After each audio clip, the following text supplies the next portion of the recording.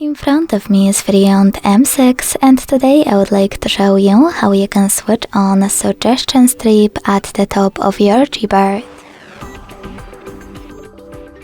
Begin by launching Settings and scrolling all the way down to access System.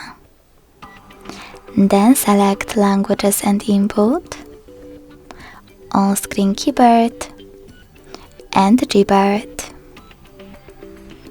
Following that, after accessing text correction, use this switcher next to Show Suggestion Strip to activate it. Then go back to your Gboard. Thanks so much for watching. If you enjoyed this video, leave a like, comment and subscribe. Bye!